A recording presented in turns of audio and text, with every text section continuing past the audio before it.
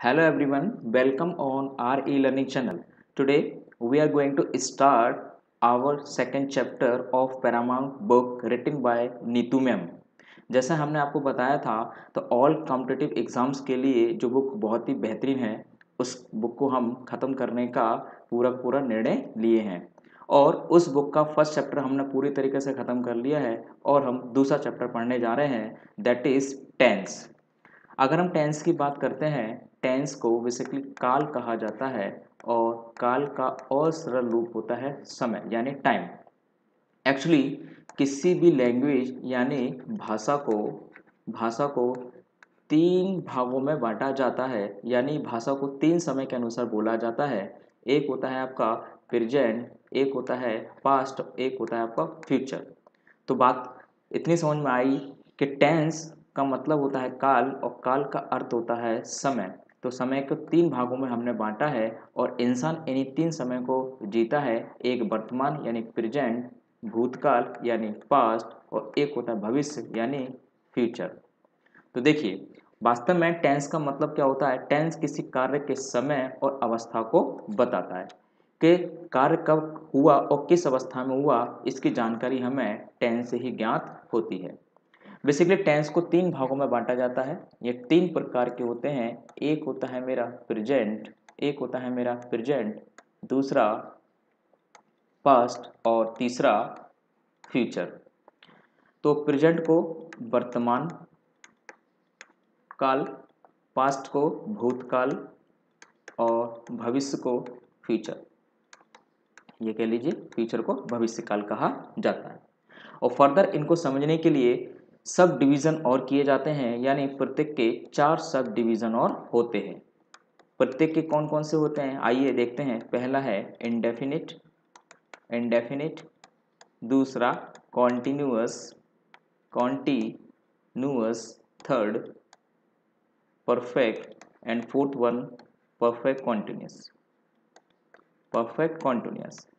So there are three types of tense. There are three kinds of tense: present, past, future, and these are also further classified into four parts, four subdivision: indefinite, continuous, perfect, and perfect continuous. अब यहाँ बात करते हैं confusing pair. देखिए confusing pair में क्या होता है कि कुछ स्टूडेंट को समझ में नहीं आता है कि इस टेंस में क्या सिमिलरिटी है, क्या इसमें डिफ्रेंशिएट है। तो देखिए पहले पॉइंट में हमने दे रखा है simple present and present continuous. अगर हम सिंपल प्रेजेंट की बात करें, इसमें हमेशा क्या करते हैं, हम रूटीन की बात करते हैं यानी ऐसे एक्शन की बात करते हैं जो हमारी आदत में है, जो डेली होता है, हैपन्स एवरी डे। तो सिंपल प्रेजेंट में कौन सी वाक्यों की बात करते हैं जो दैनिक दिनचर्या में आते हैं या फिर वो घटना घटित होती है वर्तमान में, तो वो होते हैं आपके simple present. If we talk about present continuous, what is the meaning of present continuous, इसके बारे में फर्दर स्टडी करेंगे। तो अभी हम बेसिक लेवल पर बता रहे हैं यहाँ पर। अगर हम प्रेजेंट कॉन्टिन्यूस की बात करें, कंटिन्यूस का मतलब होता है कोई काम लगातार हो रहा है, कंटिन्यूस फॉर्म में है। और प्रेजेंट का मतलब अभी यानी वर्तमान में जो काम आपको होता हुआ नजर आ रहा है, जो घटना अभी घट रही है, वो सब आपकी कौन सी होती है, ये आपकी प्रेजेंट कॉन्टिन्यूस में होती है। जैसे आप पढ़ रहे हैं, मैं पढ़ा रहा हूँ, कि दोनों के दोनों एक्शन कौन से हो गए, प्रेजेंट कॉन्टिन्यूस। लेकिन सिंपल प्रेजेंट की बात कौन सी होती है, जैसे कि डेली होता है, मैं सुबह जल्दी उठता हूँ, मैं इंग्लिश पढ़ाता हूँ, आप ट्यूशन जाते हैं, आप देर से खाना खाते हैं, जल्दी खाना खाते हैं, जो काम डेली होता है। लेकिन अभी अभी जो काम हो रहा है, happening right now, that is present continuous. Point number second, continuous and perfect continuous, what is the basic difference between them, let's discuss। continuous का मतलब होता है जो काम अभी हो रहा है, right now happening in front of us and you। ना तो इसका ये पता होता है कि स्टार्टिंग पॉइंट क्या है, ना ये पता होता तो एंडिंग पॉइंट क्या है, काम कब खत्म हुआ, स्टार्टिंग पॉइंट और एंडिंग पॉइंट हमें नहीं पता, यानी कब शुरू हुआ और ये घटना कब खत्म होगी, इसकी जानकारी हमारे पास नहीं है। तो दैट इज कॉन्टिन्यूस, यानी इसमें कोई टाइम नहीं होगा, देयर इज नो टाइम। अगर परफेक्ट कॉन्टिन्यूस की बात करते हैं तो हम आपको बताएंगे ये तीन होते हैं, एक प्रेजेंट का, एक पास्ट का, फ्यूचर का। लेकिन सिंपल हम इसका मीनिंग की बात कर रहे हैं। परफेक्ट कॉन्टिन्यूस वो होता है हमारे पास स्टार्टिंग पॉइंट होगा स्टार्टिंग पॉइंट होगा हमारे पास, ये तो ज़रूर होगा कि काम कब ख़त्म हुआ इसकी जानकारी हमारे पास होगी, दैट इज़ परफेक्ट कॉन्टिन्यूस। जैसे सेंटेंस में दिया जाता है 2 घंटे से, 4 घंटे से, 2 साल से, 3 साल से, ऐसे वाक्य में ये टाइमिंग वर्ड यूज़ किए जाते हैं, that is called perfect continuous. Simple सी बात ये, परफेक्ट में कोई भी टाइम की बात नहीं की जाती है, सॉरी कॉन्टिन्यूस में टाइम की कोई बात नहीं की जाती है, लेकिन परफेक्ट कॉन्टिन्यूस में टाइम की बात की जाती है, यानी इसका स्टार्टिंग पॉइंट हमें दिया जाएगा। Guys let discuss point number 3, present perfect and simple past. अगर प्रेजेंट परफेक्ट की बात करते हैं तो प्रेजेंट परफेक्ट में क्या था, देखिए हमने देखा था कंटिन्यूस का मतलब होता है हैपनिंग राइट नाउ, लेकिन after some time this action will be finished, ये घटना खत्म हो जाएगी, यानी ये एक्शन खत्म हो जाएगा। तो यानी कंटिन्यूस के बाद जो नेक्स्ट स्टेप होता है, जो थोड़ा सा स्टॉपेज ले लेता है या ब्राम ले लेता है, रुक जाता है, तो दैट इज प्रेजेंट परफेक्ट। और सिंपल पास्ट का मतलब होता है, देखिए दोनों के अंदर ही काम को खत्म होने को दिखाते हैं। सिंपल प्रेजेंट परफेक्ट जो अभी भी खत्म हुआ है, इसका एक नाम देते हैं जस्ट फिनिश, इसको एक नाम देते हैं जस्ट फिनिश। जो काम अभी भी खत्म हुआ है, अभी उसका इफेक्ट हमारे ऊपर है, दैट इज प्रेजेंट परफेक्ट। और सिंपल पास्ट का मतलब होता है ओल्ड फिनिश, ओल्ड फिनिश जो काम को खत्म हुआ है, समय हो गया है। कल मैं बाजार गया, मैं पिछले हफ्ते दिल्ली गया, तो इस तरीके के वाक्य किस में आएंगे, सिंपल पास्ट में आएंगे। अच्छा मान के चलिए आपने 10 बजे खाना खाया है, 12 बजे आप दोस्त के यहाँ गए, तो आपके फ्रेंड ने बोला चलो खाना खा लीजिए, मैंने बोला अभी मैं खाना खा चुका हूँ, तो आई हैव टेकन फूड। तो उस खाने का इफेक्ट अभी आपके स्टमक में है, आपकी बॉडी पर है। तो वही है, अगर किसी काम का इफेक्ट आपके ऊपर दिखाया जा रहा है, that is present perfect. Effect खत्म हो गया है, उसका लंबा समय गुजर चुका है, तो दैट इज सिंपल पास्ट। तो चलिए ये थी आपकी पॉइंट नंबर 3 की बात है। तो चलिए बात करते हैं पॉइंट नंबर 4। तो गाइस अब बात है यहाँ पर simple past and past perfect. अब ये दोनों भी देखेंगे, इसमें भी काम को खत्म होना दिखाता है, इसमें काम को खत्म होने को दिखाता है।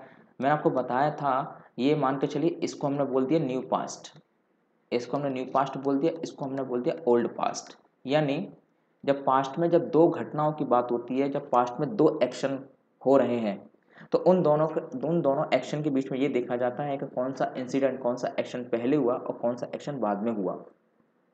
जो एक्शन पहले हो जाता है तो उसका लंबे समय हो जाता है, यानी पुराना एक्शन हो जाता है। जो एक्शन बाद में होता है वो आपका ओल्ड पास्ट में आ जाता है। यानी घटनाएं दो होंगी, एक होता है मेरा न्यू पास्ट जो काम बाद में हुआ होगा, एक होता है आपका पास्ट परफेक्ट यानी ओल्ड पास्ट जो घटना पहले घट गई होगी। तो यानी इसका इन दोनों का प्रयोग तभी करते हैं साथ साथ में जब दो एक्शन साथ में होंगे। ठीक है, तो यानी पुराना एक्शन तो होगा, तो पास्ट परफेक्ट यानी बहुत ही पुराना, बहुत ज़्यादा पुराने की बात चल रही है, तो दैट इज पास्ट परफेक्ट। ठीक है गाइस, तो देखिए अब बात करेंगे इंडेफिनेट। चलिए अब यहाँ पर आप लिख सकते हैं प्रेजेंट इंडेफिनेट। देखिए अभी आप देखेंगे यहाँ पे डेफिनेट, डेफिनेट का मतलब क्या होता है, निश्चित। यहाँ पर एक प्रीफिक्स लगा हुआ है, एक प्रीफिक्स लगाओ। प्रीफिक्स और सफिक्स क्या होते हैं, we will discuss in further videos. Okay, यानी नए वर्ड्स के फॉर्मेशन के लिए हम प्रीफिक्स और सफिक्स का यूज़ करते हैं जिससे कि नए शब्द बने। तो हम बात करते हैं इंडेफिनिट। बेसिकली हमारे पास इंडेफिनिट तीन होते हैं, तीन इंडेफिनिट होते हैं, एक प्रेजेंट का इंडेफिनिट, पास्ट एंड फ्यूचर। तो तीन इंडेफिनिट हमारे पास होते हैं। तो अभी हम बात करेंगे प्रेजेंट इंडेफिनिट की। ओके, अगर आप ट्रांसलेशन के पॉइंट ऑफ व्यू से देख रहे हैं, हिंदी से इंग्लिश वाली बात कर रहे हैं, आप जानते हैं प्रेजेंट के कुछ कीवर्ड्स होते हैं, हूँ, हो। इससे आप पहचान सकते हैं कि सेंटेंस मेरा प्रेजेंट का है और इंडेफिनिट की बात हो रही है, तो ता ती ते। तो ये बेसिक लेवल की बात है, जब आप 6-7 क्लास में होते हैं तो उसके लिए है कि वाक्य के अंत में ता है ती है ते है आ जाएगा। यानी 3 पॉइंट हमारे पास हो सकते हैं यहाँ पे, वाक्य के अंत में ता है ती है ते है, और इसकी हेल्पिंग वर्ब होती है मेरे पास डू डस, और मेन वर्ब होती है फर्स्ट फॉर्म के साथ एस भी आता है, ई एस भी आता है, या फर्स्ट फॉर्म भी आती है केवल। ठीक है गाइस, तो हम अब इंडेफिनिट की बात करते हैं, प्रेजेंट इंडेफिनिट की जो डेफिनेट नहीं है, यानी ऐसी घटनाओं के बारे में बात करते हैं जो डेफिनेट नहीं है। और वास्तव में इंडेफिनिट का मतलब क्या होता है, जीरो इन्फॉर्मेशन। ऐसे एक्शन जो हमें पता ही नहीं कब खत्म हुए और कब शुरू होंगे, या कब शुरू हुए कब खत्म होंगे, इसके बारे में कोई जानकारी नहीं है, that is indefinite.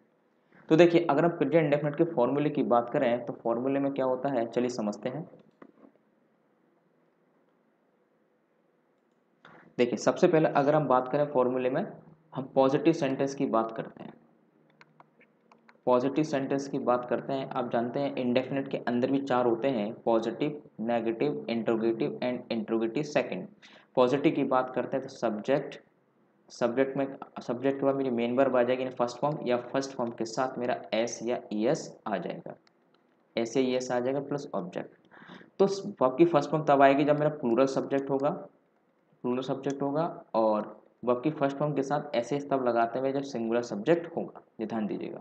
Okay guys, if we talk about negative, negative sentence कैसे बनेगा, सब्जेक्ट, सब्जेक्ट के बाद फिर मुझे क्या करना पड़ेगा, मुझे डू या डज नॉट, डू या डज नॉट मुझे लगाना होगा, और नेगेटिव इंट्रोगेटिव में हमेशा फर्स्ट फॉर्म का ही यूज होगा। और वर्ब्स क्या होती हैं, we have already discussed about this in chapter number first. तो आप नेगेटिव को ऐसे ही बना सकते हैं, इस नॉट को इसके साथ आप क्या करें, कॉन्ट्रैक्ट कर दीजिए, शॉर्ट फॉर्म बना दीजिए, तो क्या बन जाएगा, डू नॉट का डोंट बना दीजिए, डज नॉट का डजेंट बना दीजिए, तो क्या बन जाएगा, डोंट या doesn't plus object. Okay guys, if we talk about interrogative first, interrogative first की बात करें, इंटरोगेटिव फर्स्ट की बात करें तो आप जानते हैं इंटरोगेटिव फर्स्ट में डू या does this will be in the beginning of a sentence, subject लगाइए प्लस यहाँ पर क्या लगाएंगे, V1 लगाएंगे प्लस ऑब्जेक्ट। आप इसको ऐसे ही बना सकते हैं, डू या डज, नॉट भी लगा सकते हैं जिसको इंटरोगेटिव नेगेटिव भी कह सकते हो। नॉट हमेशा मेन वर्ब से पहले या हेल्पिंग वर्ब के पास में आता है। ठीक है, इसको और कर लीजिए, अगर आप इस नोट को बाहर लेके आना चाहते हैं तो बाहर आ सकता है, लेकिन बाहर आने पर हमेशा शॉर्ट फॉर्म का ही ये रूप देगा, तो यह डोंट हो जाएगा या डजंट हो जाएगा, plus subject plus main verb plus object. तो यहाँ भी क्या होगा, यहाँ भी मेरा मेन वर्ब आ जाएगी, ठीक है, यहाँ भी मेन आपकी मेन वर्ब आएगी, ओके, V1। ठीक है, अब इंट्रोगेटिव सेकंड की बात करते हैं गाइस। इंट्रोगेटिव सेकंड कैसे बनेगा, आप जानते हैं question word we will use do and does, do and does whatever it depends on subject, subject आ जाएगा, और यहाँ पर V1 यूज होगी प्लस ऑब्जेक्ट। आप ऐसे ही बना सकते हैं क्वेश्चन वर्ड, इंट्रोगेटिव नेगेटिव बनाना चाहते हैं, डू डज प्लस सब्जेक्ट, अगर यहाँ पर नॉट लगा लीजिए आप, plus V1 plus question. Okay, इस नोट को आगे ले आइए, question word plus do not को डोंट लगा दीजिए, डज नॉट को डजंट लगा लीजिए, plus subject plus main verb यानी V1 प्लस ऑब्जेक्ट। तो ये आपने देखा फॉर्मूलेज हैं, इसके बेस पर हम क्या करते हैं, प्रेजेंट डेफिनेट को पढ़ते हैं। ठीक है गाइस, अब देखिए यहाँ पर हम अब एग्जाम्पल की बात करते हैं। अब एक एग्जाम्पल ले लेते हैं, एक second, let me get a new page so that we can understand properly. चलिए अब एक एग्जाम्पल हम लेते हैं, जैसे they play cricket daily, they play cricket daily, this is present definite, they plural subject है, प्लूरल सब्जेक्ट के साथ में हमने क्या लगाया, V1 लगाया, ओके, ये ऑब्जेक्ट है और ये आपका एडवर्ब है, adverb of time, we will discuss in adverb section. अगर आप इसका नेगेटिव बनाना चाहते हैं तो क्या बनेगा, दे डू नॉट या दे डोंट प्ले क्रिकेट। ठीक है, if you want to change into interrogative first, do they play cricket, put the question mark at the end of a sentence, and where do they play cricket, where do they play cricket, and this is the interrogative second. Now you can see here. So guys, आपने देखा this one positive, this one negative, interrogative first and interrogative second. आप देख सकते हैं यहाँ पर negative लगा सकते हैं, डोंट भी लगा सकते हैं, no problem, according to the structures about this we have discussed, we have told you this things. तो आपने देखा ये प्लूरल सब्जेक्ट के ऊपर था, एक सिंगुलर सब्जेक्ट के ऊपर लग लेते हैं। देखो, ही गोज टू स्कूल एक छोटा सा एग्जांपल समझते हैं, he goes to school daily. तो आप इसको नेगेटिव बनाना चाहो, आपने देखा सिंगुलर सब्जेक्ट है, सिंगुलर सब्जेक्ट के साथ पॉजिटिव में एस आएगा, लेकिन जब जैसे ही आप इसको नेगेटिव बनाओगे, ही डज नॉट का डजंट भी लिख सकते हो, he doesn't go to school, go to school, go to school daily. अच्छा, interrogative, first does he go to, go to school daily, how does he go to school daily, how does he go to school.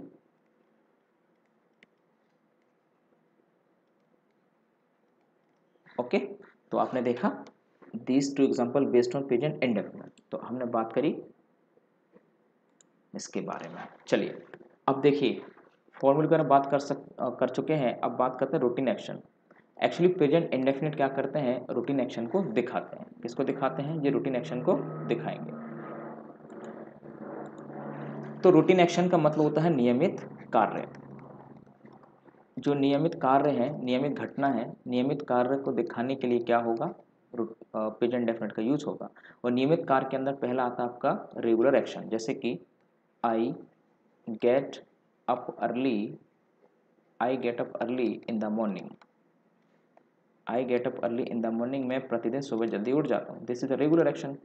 अच्छा, irregular action, irregular का मतलब होता है अनियमित। कुछ ऐसी घटनाएं, कुछ ऐसे एक्शन होते तो हैं, लेकिन एक डेफिनेट फ्रिक्वेंसी के साथ नहीं होते कि प्रत्येक 2 दिन बाद, 4 दिन बाद, साल बाद, 20 साल बाद, ना, लेकिन होते ज़रूर है।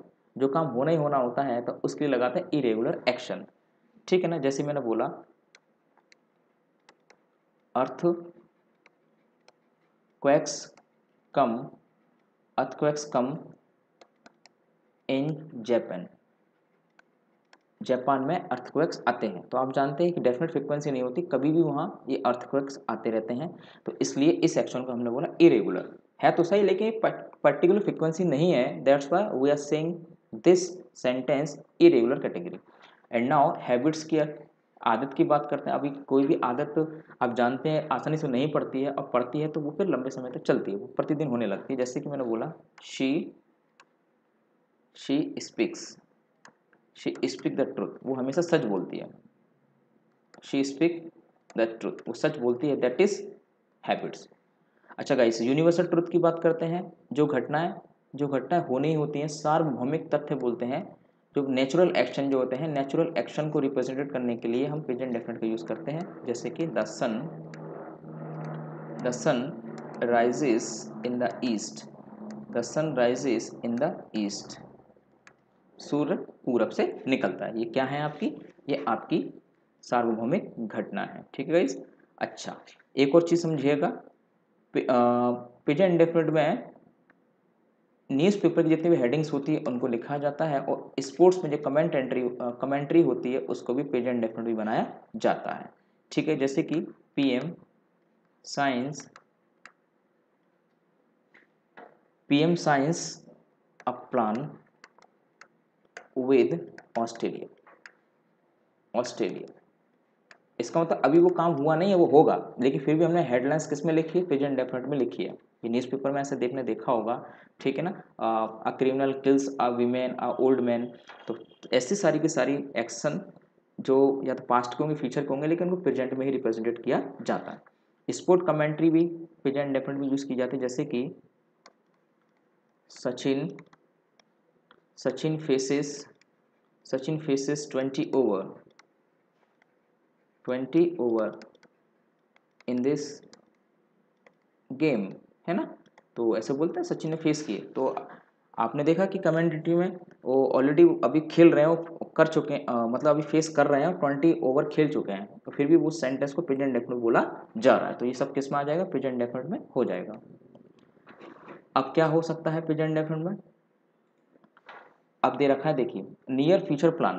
प्रेजेंट डेफिनेट में क्या करते हैं, जो भी कोई एक्शन आपने डिसाइड कर लिया है और वो एक्शन होगा ही होगा, तो नियर फ्यूचर प्लान के लिए क्या करते हैं, प्रेजेंट डेफिनेट का यूज करते हैं। जैसे कि I take admission, I take admission in this college, okay guys, थोड़ा सा गैप हो गया। कॉलेज, तो आपने देखा अभी मतलब आपको बिल्कुल डिसाइड है, 12th का आपका रिजल्ट आ चुका है, आपने कॉलेज में डिसाइड कर लिया है कि मैं इस कॉलेज में एडमिशन लूँगा। तो वो फ्यूचर प्लान है कि आगे चल के आप किस में पढ़ाई करोगे, तो कॉलेज में करोगे, तो इसलिए आपने बनाया प्रेजेंट इंडेफिनिट में। कुछ एग्जाम्पल है based on present indefinite. Let's try to solve this sentences and कोशिश करेंगे क्या है, कैसे सही हो सकते हैं। सही है तो ठीक है, नहीं है तो कैसे होंगे। तो पहला सेंटेंस है व्हाट ही नोज, वह क्या जानता है। आप जानते हैं व्हाट एक क्वेश्चन वर्ड है, और क्वेश्चन वर्ड होने की वजह से स्ट्रक्चर क्या होता है, question word, helping verb, subject, main verb, object, ये आपका क्या है स्ट्रक्चर्स। ओके, तो व्हाट ही नोज, तो इसको करेक्ट करके क्या बनोगे, what does he know. This is the interrogative second, that's why हमने व्हाट लगाया, फिर हमने हेल्पिंग वर्ब लगाई according to the subject singular है तो नो हो जाएगा। ऐसे एस वाली फॉर्म हमेशा पॉजिटिव सेंटेंस में आती है। नेक्स्ट है I don't know what he knows about you, मैं नहीं जानता कि वो तुम्हारे बारे में क्या जानता। आपने देखा डू नॉट आया है आई के अकॉर्डिंग और नोज आया ही के अकॉर्डिंग, तो ये सेंटेंस बिल्कुल ठीक है। अब इस सेंटेंस को ध्यान से पढ़िएगा। The appeal of the victims to transfer the cases related to rights to some other states don't affect the merit of the cases. तो गाइज इस सेंटेंस में ये समझिएगा, कभी कभी होता क्या है, मान के चलिए आपके सब्जेक्ट है और बीच में उसने फ्रेज लगाई, फ्रेज, क्लॉज, क्लॉज, फ्रेज, तो सारी चीज़ें भर दी, और इस सब्जेक्ट का जो वर्ब है ना वो कहीं दूर जाके कहीं पटक दिया उसने, यानी बहुत ज़्यादा गैप दे दिया कंफ्यूज करने के लिए। अब होता क्या है, कुछ बच्चे क्या करते हैं, आप जानते हैं क्लॉज भी क्या होता है, group of words makes complete sense. इसके अंदर भी सब्जेक्ट होता है, वर्ब होता है, ऑब्जेक्ट होता है क्लॉज में। तो क्लॉज की जो वर्ब होती है ना, हम उसको रिलेट करने की कोशिश करते हैं, ऐसा लगता है कि ये जो क्लॉज के अंदर वर्ब आ रही है वो इसका सब्जेक्ट, इसका वर्ब है। ऐसा नहीं होता है, वो हमें देखना पड़ेगा कि इस सब्जेक्ट की वर्ब कौन सी है।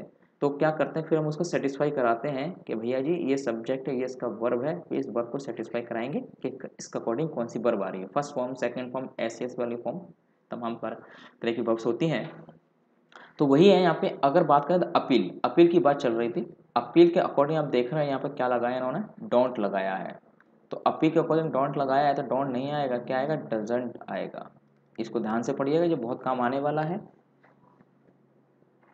अब बात करते हैं सिंपल पास्ट। अगर पास्ट की बात करते हैं, पास्ट का मतलब क्या होता है, जो काम खत्म हो चुका है, जो काम खत्म हो चुका है और उसका इफेक्ट अभी प्रेजेंट में नहीं है, that is called past simple. तो सिंपल यानी इंडेफिनिट, इसको इंडेफिनिट भी कह सकते हो, इसको पास्ट इंडेफिनिट के नाम से भी जानते हैं, पास्ट इंडेफिनिट भी कह सकते हो। ठीक है, काम को खत्म होने को दिखाते मैं तीन चीज़ें मैंने आपको बताई थी, अगर आप ट्रांसलेट कर रहे हो तो आप तीन चीज़ें, बाकी के अंत में आप जानते हैं लिया, दिया, गया, etcetera, it may come at the end of a sentence. Did is the helping verb of past indefinite and इसके साथ सेकंड फॉर्म या फर्स्ट फॉर्म का प्रयोग होता है।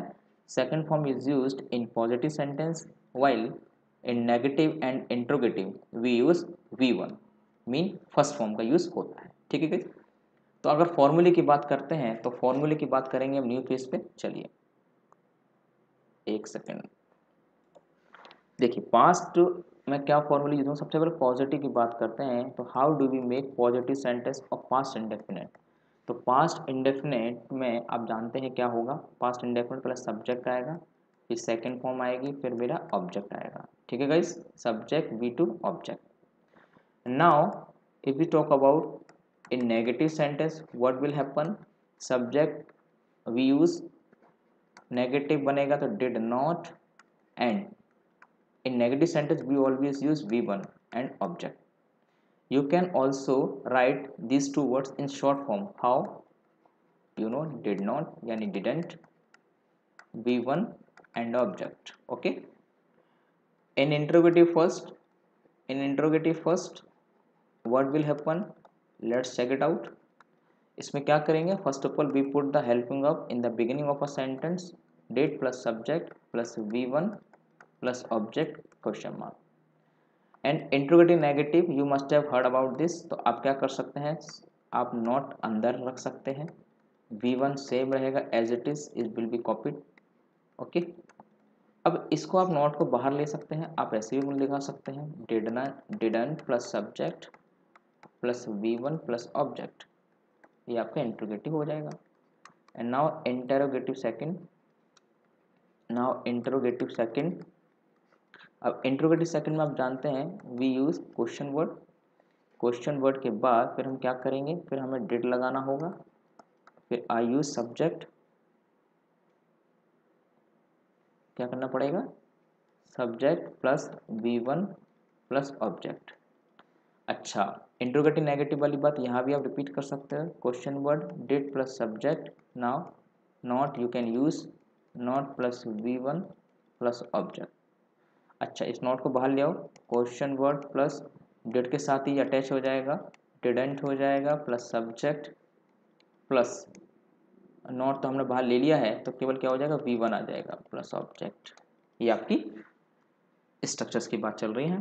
तो आपने देखा ये आपके क्या होते हैं, formulas of a past indefinite.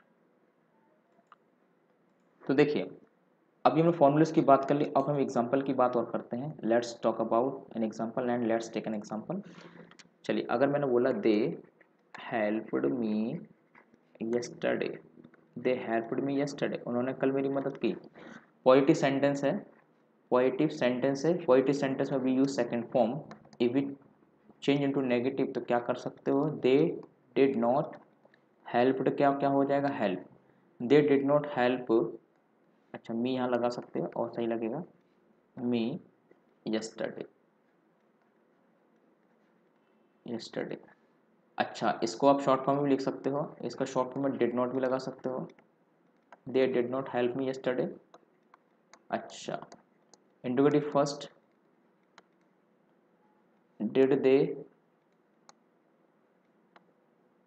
Help me yesterday, इसको नेगेटिव बना सकते हो, इसको negative, not did they not help me yesterday.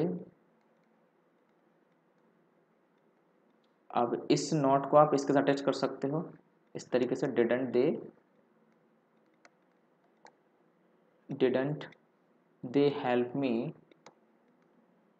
Yesterday, yesterday. ठीक है गाइस, अब देखिए interrogative first, when did they help me, when did they help me yesterday, कल उसने मेरी मदद कब करी, कहाँ की, कैसे की, इस तरीके से। तो आप क्या कर सकते हो, आप इंट्रोगेटिव नेगेटिव बना लो, when didn't they, when didn't they help me yesterday. ठीक है guys, so these are the examples of past indefinite. तो देखिए कुछ और स्ट्रक्चर्स की बात करते हैं पास्ट इंडेफिनिट की। तो यहाँ पे क्या दे रखा है और यहाँ पे समझेंगे, इट इज़ टाइम और इट इज़ हाई टाइम। जब भी it is time it is high time से स्ट्रक्चर स्टार्ट हो रहा है सेंटेंस में, या तो इसके साथ सेकंड फॉर्म लगाइए या इसके साथ फर्स्ट फॉर्म लगाइए। सेकंड फॉर्म तब लगाएंगे तब यहाँ पर सब्जेक्ट होगा, सब्जेक्ट होगा तब जाकर के सेकंड फॉर्म आएगी, अगर सब्जेक्ट नहीं है तो केवल इन्फिनेटिव आएगा। जैसे समझ लेते हैं एक एग्जांपल, इधर समझ लेते हैं, इट इज़ हाई टाइम, या it is high time to study, यही एक अच्छा समय है कि पढ़ाई करें। या फिर इसको ऐसे बना सकते हैं, एक सेकेंड व्हाट हैपन समथिंग। तो ठीक है गाइस, देखिए तो क्या लगा सकते हैं, इट इज टाइम या it is high time, it is time to high time that we study, यही सही समय है, अच्छा समय है, हम स्टडी करें। अगर सब्जेक्ट आ रहा है इट इज़ टाइम या हाई टाइम के बाद तो सेकंड फॉर्म लगेगी, अगर सब्जेक्ट नहीं लगा रहे हैं तो डायरेक्ट इन्फिनेटिव का ही यूज़ करेंगे। और इन्फिनेटिव मैंने आपको बताया 2 प्लस की फर्स्ट फॉर्म को इन्फिनेटिव कहा जाता है, ये नॉन फाइनाइट का पार्ट होता है, नॉन फाइनाइट का पार्ट होता है। चलिए एक और इम्पोर्टेंट पॉइंट है, ध्यान रखिएगा, बहुत इंपॉर्टेंट है ये भी।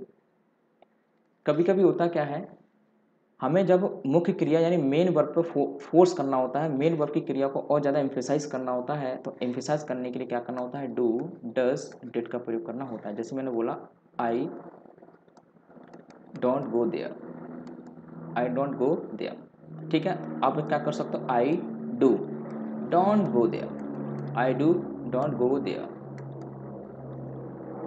ऐसे लिखो, इसके मेन वर्ब से पहले आती है। ठीक है, I don't do go there. तो आपने देखा ये हेल्पिंग वर्ब वाली है और ये एम्फेसाइज करने वाली वर्ब है। तो एम्फेसाइज करने के लिए क्या कर सकते हैं, हम डू डज डिड का प्रयोग कर सकते हैं। तो वर्ब को जब एम्फेसाइज करना होता है तो एम्फेसाइज करने के लिए क्या कर सकते हैं, हम डू डज डिड का प्रयोग कर सकते हैं। अब एक चीज़ और नोट करके यहाँ पे दिया गया है, कुछ पास्ट के टाइम वर्ड होते हैं, जब ये यूज़ हो जाते हैं तो इसका अर्थ है कि सेंटेंस को हमेशा किस में बनाते हैं, पास्ट इंडेफिनिट में ही बनाते हैं। ठीक है, यस्टरडे, एगो, बिफोर, ये वर्ड्स आ जाते हैं तो this with these words we always use sentence in past indefinite. ठीक है, जैसे कि she came here yesterday, she came here yesterday, वह यहाँ कल आई, तो यस्टरडे के अकॉर्डिंग हमने पास्ट इंडेफिनिट लगाया। ठीक है, they went to Delhi, they went to Delhi 2 years ago, 2 years ago। Okay, तो आप देख सकते हैं, ओके, एगो बिफोर सेम थिंग, ये हो जाएगा। अब बात करते हैं simple future and what has been given, let's check it out. Simple future, it is also future indefinite, future indefinite is to be called future indefinite. Three things is to be mentioned for the purpose of translation.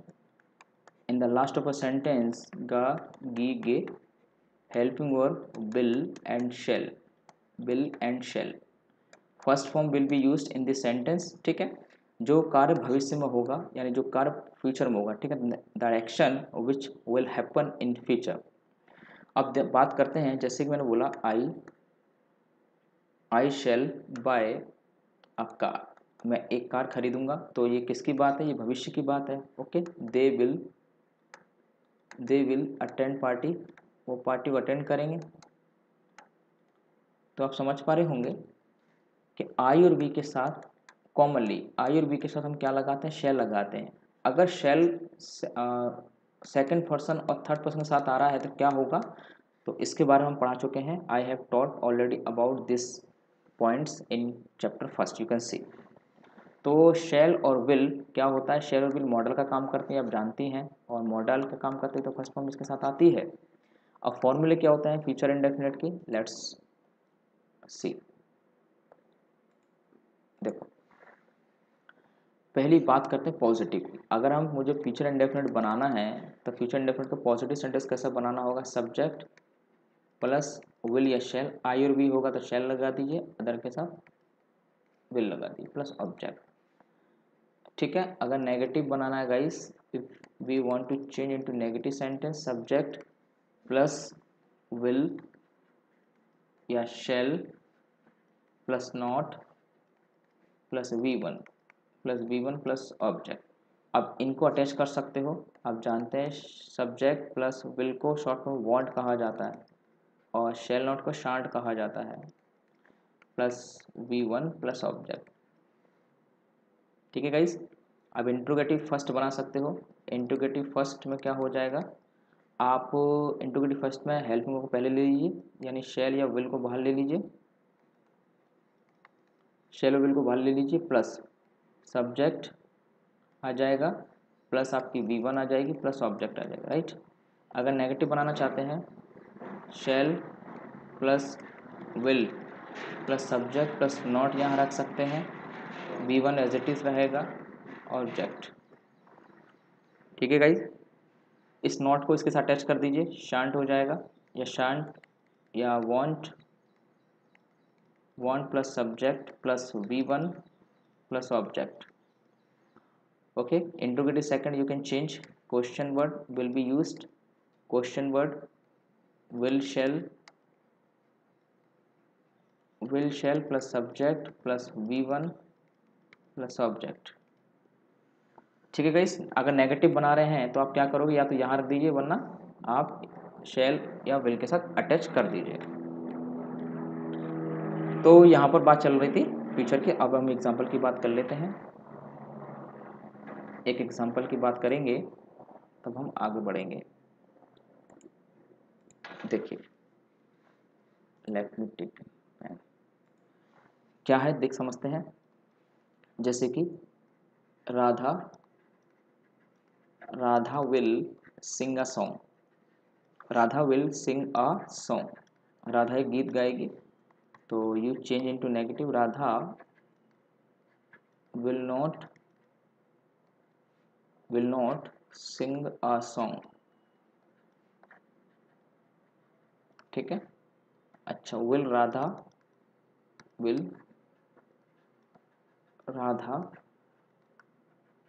sing a song, this is interrogative first, and where will Radha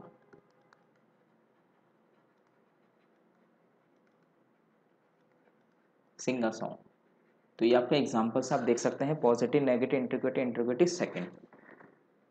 so guys, आज के lectures में इतना ही, and so far we have completed indefinite। indefinite means present indefinite, past indefinite, future indefinite। in the following lectures we will discuss about continuous, perfect and perfect continuous।